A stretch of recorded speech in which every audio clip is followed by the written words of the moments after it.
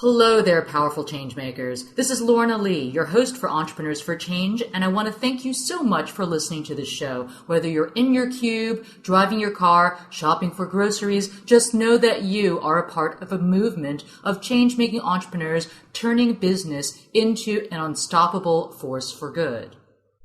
I know there's a lot of evidence that shows that business is destroying the planet, but did you know that commerce was once considered by the ancient Egyptians to be a sacred, spiritual, and healing activity? This is episode 51 of Entrepreneurs for Change, and our guest today is Rowan Gabrielle, who is a visionary artist, entrepreneur, and philanthropist with 20-plus years of experience in the conscious marketplace. Together with her husband, Iwan Sawaf, they co-authored a groundbreaking book called Sacred Commerce, which traces commerce back to its roots in the merchant priesthood of ancient Egypt and explores the future of conscious capitalism. Rowan is also the founder of OrganicLeather.com, a company focused on eco-fashion with a goal to revolutionize our relationship to animals and the clothes that we wear. In this fascinating interview, Rowan shares with us why the ancient Egyptians considered commerce to be sacred, who the merchant priests of ancient Egypt were, and what were their responsibilities to society, what the gift of commerce is, and how commerce can bring peace and prosperity to society, how to transition from a mindset of profit at all costs to profit with principles, and the secret to harnessing spiritual power for business success as the merchant priests of Egypt once did. In the masterclass, which you can download for free at entrepreneursforchange.com/51, Rowan teaches us how we can tap into our own inner power to thrive as modern-day merchant priests or priestesses, practicing commerce as a spiritual path and leveraging business as a powerful opportunity for positive change.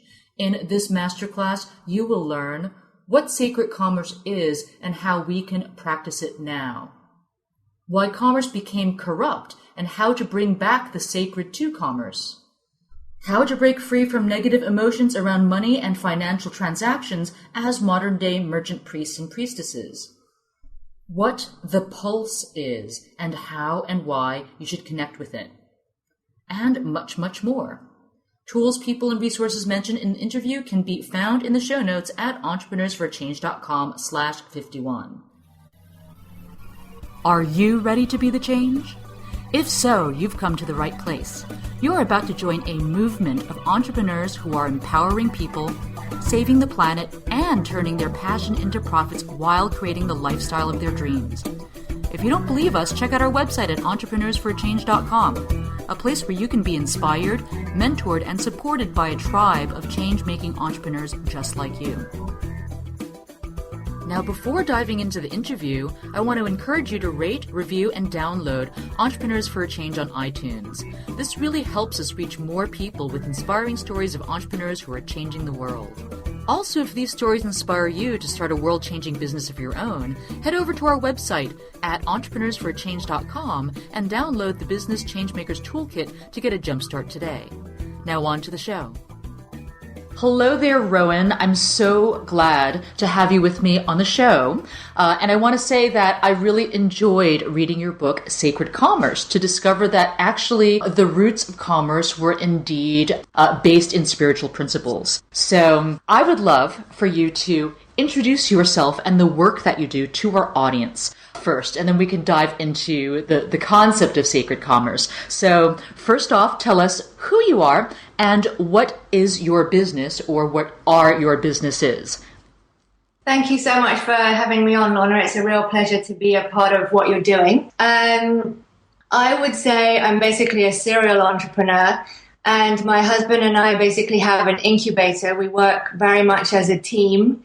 Our strengths and talents are almost polar opposites, so we fill each other in very well. So over the past 20 years, we've developed basically 4 different projects, which are, I would definitely consider them our life's work. And one of them is all the work that you have read about in Sacred Commerce, which includes a lot of work in emotional literacy and emotional intelligence, And the other one is a company called wholelife.com, which is basically a media network for all of the consciousness media that's around in our world, holistic living, personal development, all of that stuff. And then my own personal kind of passion project is called organicleather.com. And that was a real desire to be involved in impacting the eco-fashion movement and creating something that was really kind of cool and trendy and sexy and not yoga. Because back when I started this in 2000, everything was pretty much what they would have called granola crunchy at the time. Obviously, it's come a long way since then.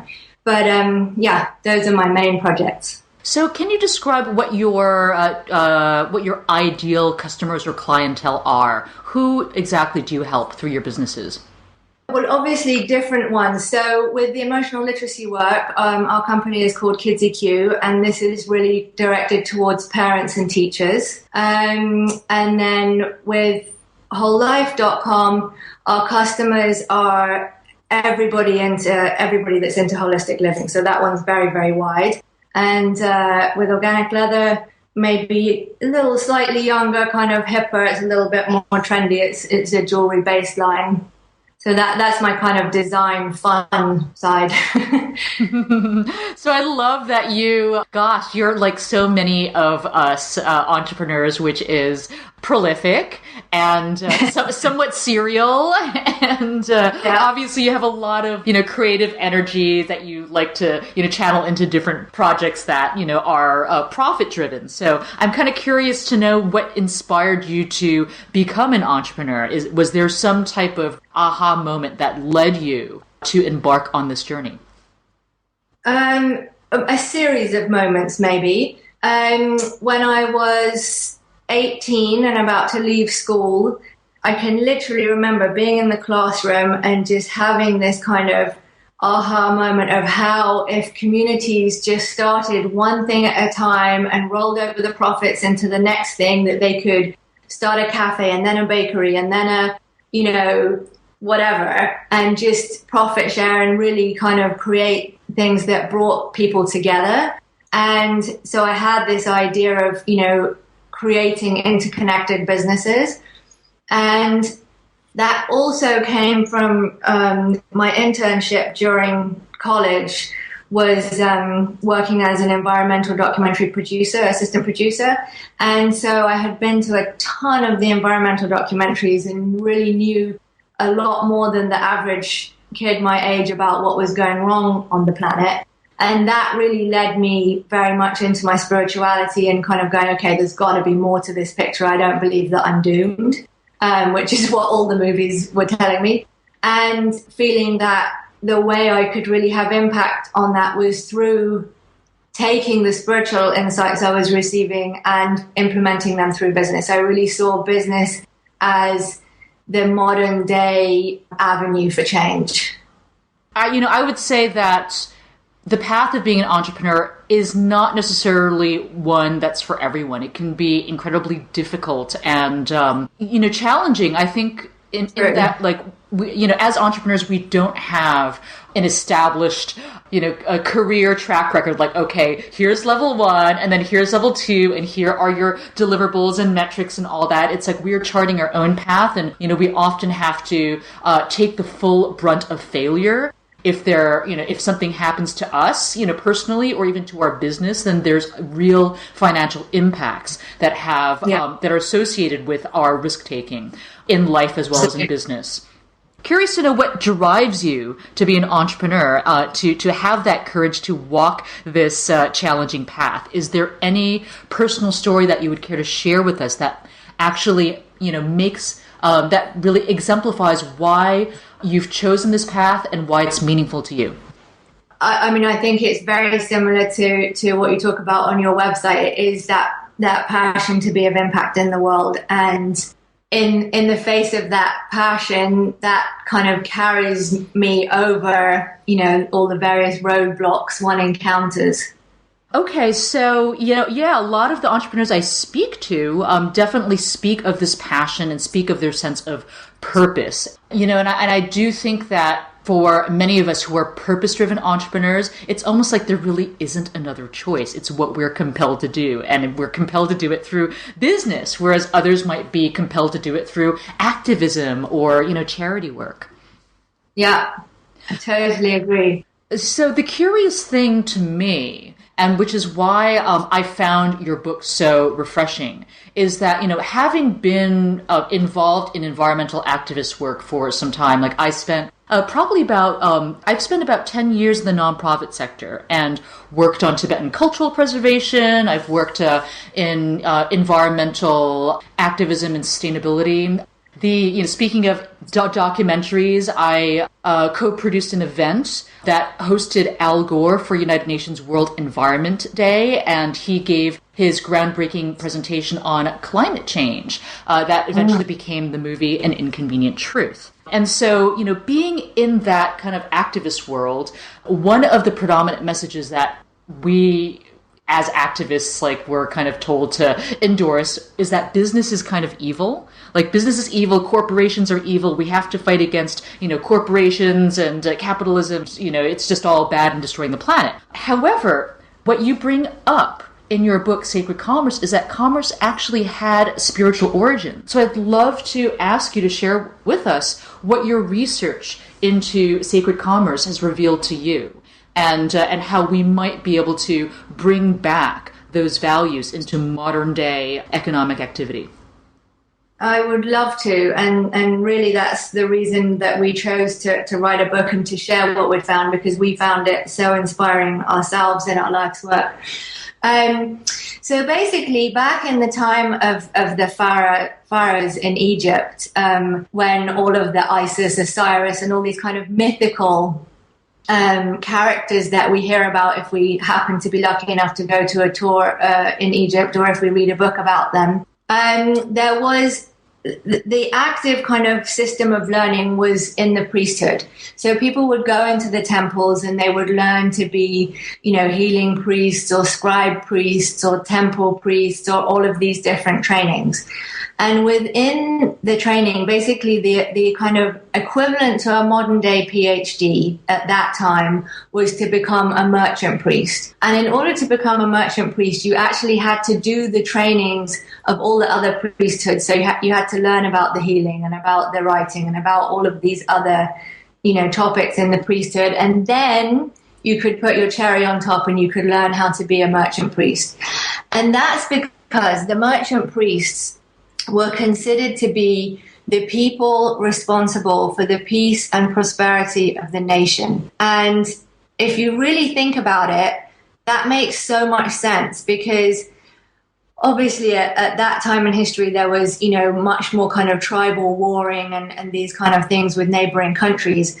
And so if you were trading with your neighbors, you were far less likely to go to war with them. And if you were trading with them, then you were also far more likely to be able to secure things that could be of, great use to you in your evolution, whether it be, amazing dyes to make amazing fabrics or amazing herbs for your healers to make amazing healing remedies, etc. So they were the most highly revered, and especially during the reign of Queen Hatshepsut. That was when they really reached their kind of pinnacle of success.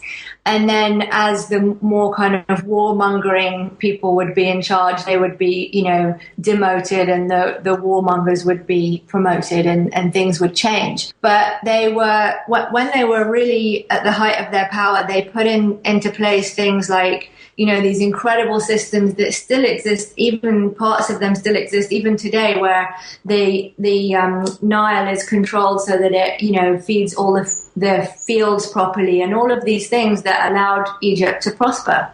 So was there a code of honor among the merchant priesthood?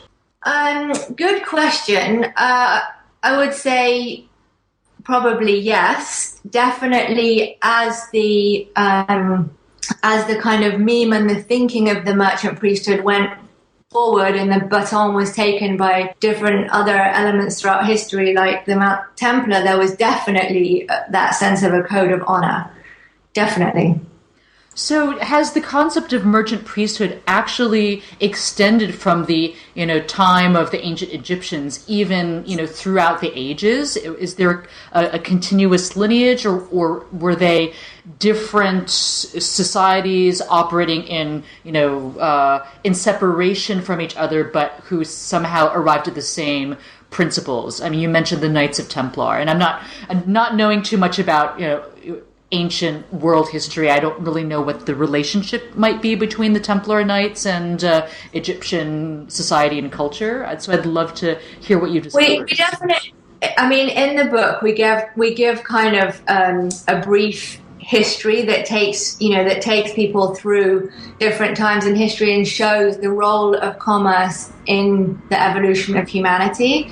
It's very much our own kind of mythical story. It's not necessarily like if you went to the history books, you might not find out the same thing, but it is a little bit of a romantic story. It's our own spin on things. But it's also very much based in fact, but it's not all literal. Okay, got it. Yes, it's not necessarily connected in a linear, historical type of way. Yeah, we've put our own kind of mythology into it, basically. We've infused it with our own mythology. Okay, so help me understand what the principles of sacred commerce actually are. Is there anything written down anywhere, or what were you able to derive from your research? So what we've actually just completed rewriting a second edition of the book, because when we first wrote it 5 years ago, we realized we were a little bit ahead of our time, and the meme was just kind of coming in. We were like some of the front runners in it. And so we kind of wrote a relatively inspirational kind of top line book. And what we've done in the second edition, which will be published in September, is we've really added a hero's journey. So kind of a way for you as an individual to implement this journey yourself. And we take that from the teachings of the merchant priesthood. So they were very highly schooled in the art of emotional alchemy. And if you're highly schooled in the art of emotional alchemy, when you go into a business dealing, your ability to deal with the more base emotions of anger, fear, and jealousy that can be, rife within the marketplace, your ability to deal with those is, through the roof compared to anybody else. So, for example, just to use them still as an example. So in those days, an Egyptian merchant priest would, let's say, go into a marketplace in a neighboring country, and maybe there was a bunch of haggling going on, and, that was kind of quite stressful. And it's somehow easier to kind of look at it in the market mentality, although, of course, this also applies to a boardroom. And seeing that, before going in to do their trading, they would just sit in a corner and they would literally suck in the energy of those emotions into their body, using their body as the alchemical chamber, and transform them by mixing those energies of, jealousy and anger or whatever they were bringing into them with the energy of joy. The merchant priests were schooled how to be almost always in a state of joy. They were, very, very happy, bubbly people. If you look at the god Bes, who was the god that kind of represented them, you almost always see him smiling and laughing with his tongue out. And he would then send back out the energy from his body, the energy of peace and serenity and joy into the marketplace. And then he would walk in to do his trading. So he wouldn't even necessarily have to say anything to anybody else. He would just use himself as an alchemical chamber. Similarly, today, in readying ourselves for, a business transaction, if we know that there's certain energies that are maybe going to make it hard, we can literally work with them before even walking into the door and put ourselves into a state of joy to be able to, lift the resonance of that situation and hopefully seamlessly carry everybody through. That is such a powerful practice, and it would be so great if that became part of business management training. I totally agree. And it reminds me of a time actually that I spent in Brazil a couple of years ago. I was spending time in the Brazilian Amazon in the state of Acre, and I was a guest of the Kuntanawa tribe, especially in particular a young man who is a rising indigenous political leader in in the Brazilian scene or indigenous rights space. And he had called what was essentially a 3-day birthday ceremony / celebration / political gathering of indigenous leaders and the seringueiros, or like people, actually not seringueiros, but people extrativistas, like people who lived in extractivist reserves or extractive reserves in Brazil, who had a very similar situation as the indigenous tribes, where their rights and livelihood were affected by major decisions by the Brazilian Congress, for example, around agriculture and mining rights and development and highways, things like that. And so what was cool was that before they all got together for their meeting, everyone went in the night before to an ayahuasca ceremony. Where there was like music and singing and like purging and all of that. So by the time they were ready for the meeting, everyone was in a really joyful, loving, high vibrational state. And it's so much more effective to get things done like that, right? So much more effective. Yeah. So yeah. It's something that modern culture, well, I was just going to say it's something that modern culture almost kind of ignores, by the pressures and stress that people are put under. It almost kind of pushes the opposite, Yeah, I'd say a traditional business strategy around negotiation is how can we get the most of what we want out of the dialogue, not so much how can we come to an agreement where both parties get what we both want and we're both happy, and it's a win-win scenario. Right, for the highest good of all concerned is how we always say it, that the transaction should be for the highest good of all concerned. Absolutely. So I'd love to ask you, because this is one of the themes that I came across in the book, which is beautiful, because instead of seeing business and commercial activity as inherently evil, you present commerce as a gift. So I'd love to ask you, what is the gift of commerce, and how can it lead both the individual and society to prosperity, peace, and conscious evolution? So we see the gift of commerce as exactly that it brings peace and that it brings prosperity. So when used in its purest form, it is a catalyst towards peace and prosperity. And as we all know, as individuals prosper, I'm not saying that people in modern culture with capitalism don't sometimes go for a long time down some quite crazy roads of consumption, but hopefully at some point you then begin to explore your higher needs, which is the needs of beauty and spirituality. And whereas when you're really stuck in survival, you don't really even have that option to think about those things because your needs are so immediate. You're literally looking for how you can feed yourself and your family, and that's it. You're not able to lift your consciousness. So the gift of commerce is really the gift of being able to pursue your higher needs. When received, that is the gift.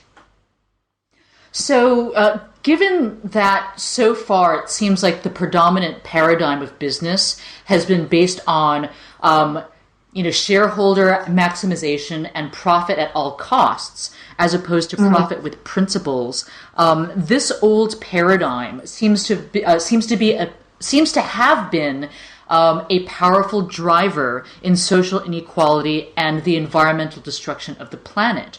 And, from the years of being an environmental activist, it seems clear to me, and, many, scientists will also agree that unless we change our patterns of consumption and resource exploitation, the planet can't sustain this level of activity.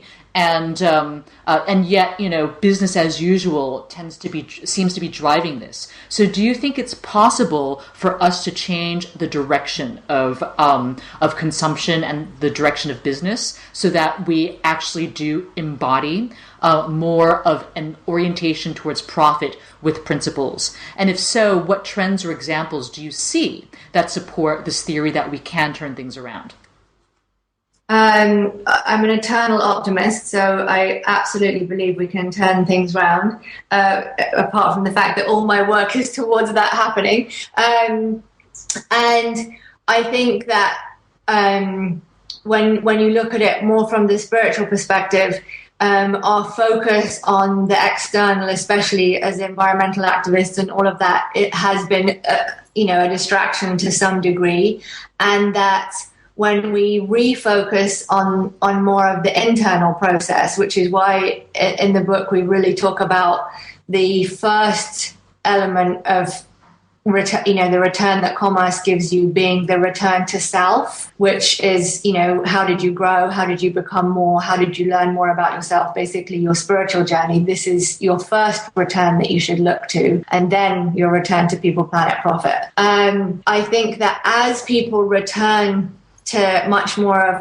having an inner reflective life, that then what you do externally in the world changes completely, because you are acting from a totally different place. And when we move much more into this space, we move into the space of emotional alchemy, we also move into the space of something we sometimes call miracle thinking, which is where things that were beyond our comprehension or imagination suddenly become possible, because we've moved ourselves into this space of, joy, and into a space of alchemy where we're transforming the more negative aspects of our lives consciously, and all of a sudden different doorways open. So I believe it is absolutely time for all of us to co-create a new world together. It's not about fixing the old, it's about stepping into the new. And I think a lot of the change that is coming is still, very much beyond our current limited thinking ability to even see,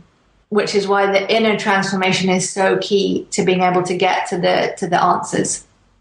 It's interesting. I've been speaking to a number of conscious entrepreneurs that, mention spirituality and mention business. And, often the common, mainstream way of thinking is that they really should be separate. And I personally have found business to be an incredibly powerful spiritual path. And I say this because I lived in a Tibetan meditation center for 3 years. And while it was great to really deepen my meditative awareness and do all the mind training, and that was a really profound and beautiful experience, in the world of business, I found myself to be a lot more spiritually challenged, because you meet all different kinds of people, and you find yourself in, ethically ambiguous situations, and it's really on you to walk the high road of integrity, and Absolutely. and dealing with sometimes unscrupulous people. Like, how do you transmute that experience? How do you come up with clear, honest, agreements and appropriate boundaries? So, I think anyone who has chosen to take on business as a spiritual path is signing up for some, amazing personal growth. Absolutely. And it does definitely, kick your butt sometimes. I mean, I, like you, spent 18 years in California, which is pretty much heaven on earth when it comes to being able to kind of live in a spiritual realm. You can talk about, almost anything to almost anyone you bump into, and they're not going to look at you funny. I went from there to living in the Middle East for most of 5 years. And I had to put every piece of metaphysical and spiritual training into practice immediately. Otherwise, I was just exhausted. Forget being able to be effective. because the energy was so intense compared to the, light, fluffy energy of California. Obviously there's 30 years of war. I was in Beirut most of the time, and that weighs heavy on the culture. So yeah, it's great to gain all these spiritual tools and all this stuff that, like you say, you could get in a meditation retreat space, but to actually be able to then take them into the world and live with them, it takes them takes all those tools to a whole nother level and sharpens them to an excellent degree. Mm-hmm. So speaking of spiritual or mind-focused tools, are there any mindset tools or techniques that you find particularly effective in achieving success as an entrepreneur? I mean, there's a lot, and we do detail a lot of them in the book, but just to give you an overview of a few. One of the things I find probably the most useful, I tend to do what I would call active meditations, where you go inside and you speak to aspects of yourself. So obviously, we're used to dealing with ourselves as a kind of a whole being, but actually the truth is we're made up of, sometimes 100 voices, and the degree to which one or another voice, gets loud is slightly random.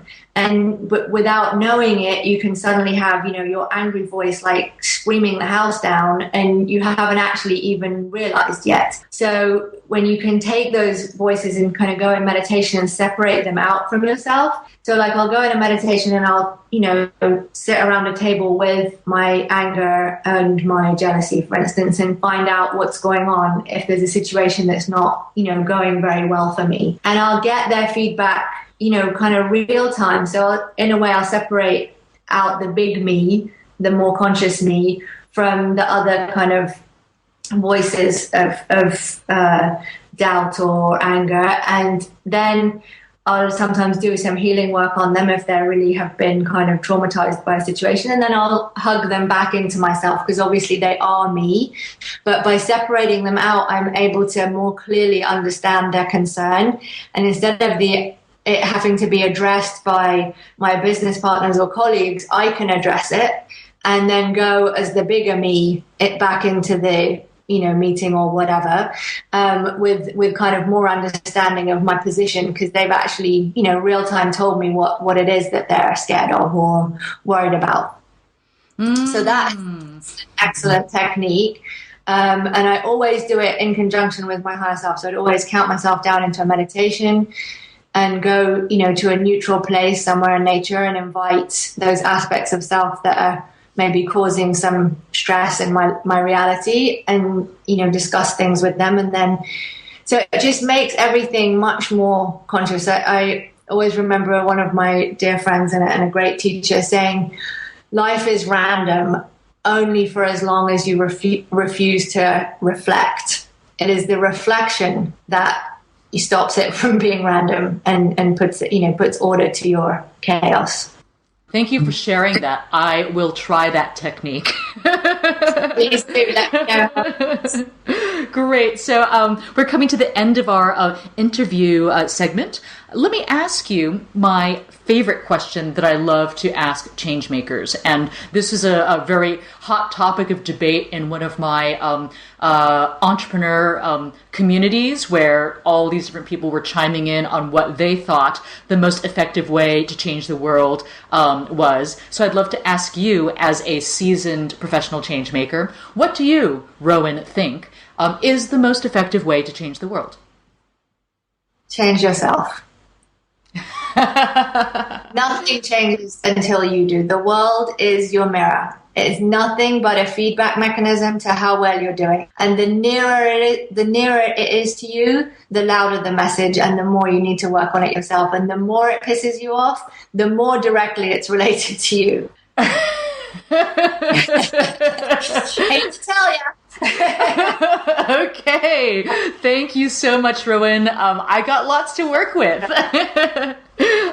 Well, we all do in our different ways, but this has been a wonderful... It's piece by piece. Obviously, we can't bite off more than we can chew. We are only one person, and, you know, you can't immediately deal with, you know, the starvation issues in Africa when you first get on your spiritual path. But as you season, you can start having impact on the bigger issues. Yeah, very, very much so. And it reminds me, you know, what you just shared reminds me of something that a good friend of mine just recently posted to Facebook. His name is Kamal Ravikant, and he's now a leading author, a personal development author, and he's written 2 books. Love Yourself Like Your Life Depends on It, and Live Your Truth. And he recently wrote, the more closed your heart is, the more often it will get broken. Funny how it works that way. Amazing, isn't it? Okay, great. Yeah. So, Rowan, please share with us how we can best stay in touch with you. Sacredcommerce.com is probably the single best way of keeping in touch with us. It's basically a social network for people interested in this meme. And my email there is rowan@sacredcommerce.com. Thank you so much for sharing with us your research, knowledge, and insight, and I wish you a beautiful day. My honor. Thank you. Thanks, folks, for listening to the Entrepreneurs for a Change podcast. If you enjoyed this episode, please help us reach more people with inspiring stories like this one by giving us a 5-star rating in iTunes. If this podcast inspires you to join the movement of change-making entrepreneurs, we'd love to give you a jumpstart with our free Business Changemakers Toolkit, which you can download at www.entrepreneursforachange.com/join. If you have a changemaker in mind you'd love for us to interview, go to entrepreneursforachange.com/suggest and tell us who and why.